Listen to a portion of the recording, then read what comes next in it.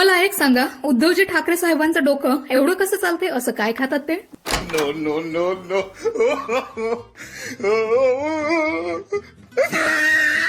जरा सीन बघा. आमच्या पंतप्रधानांनी सुद्धा डुबकी मारली.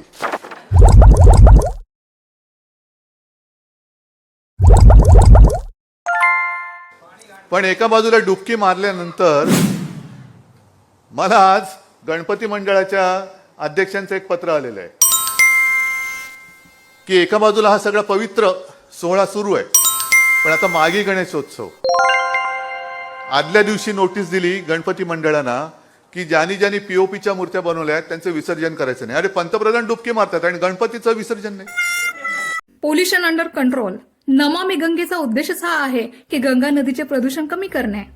मूर्तींमध्ये असे काही घटक असतात जे पाणी प्रदूषित करतात. मग अशा मूर्ती विसर्जनास रोख लावणे यात कोणता हिंदुत्व विरोध दिसते आहे ठाकरे साहेबांना माहिती नाही.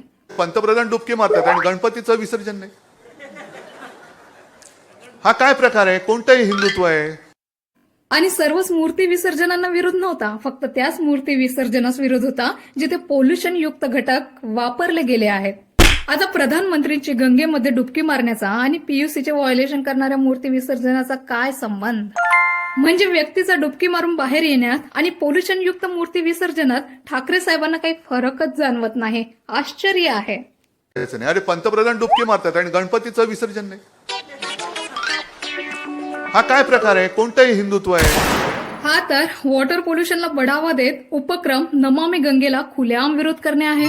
खरं तर यांनीच गंगेमध्ये डुबकी मारायला हवी होती, जेणेकरून बुद्धी क्लीन झाली असती. नमामि गंगे. यमुनेचे प्रदूषण कमी न करण्याचा परिणाम आपण आताच दिल्ली विधानसभा इलेक्शनमध्ये बघितला आहे. जनतेने यमुनेचे प्रदूषण कमी न करणाऱ्या केजरीवाल साहेबांना घरचा रस्ता दाखविला.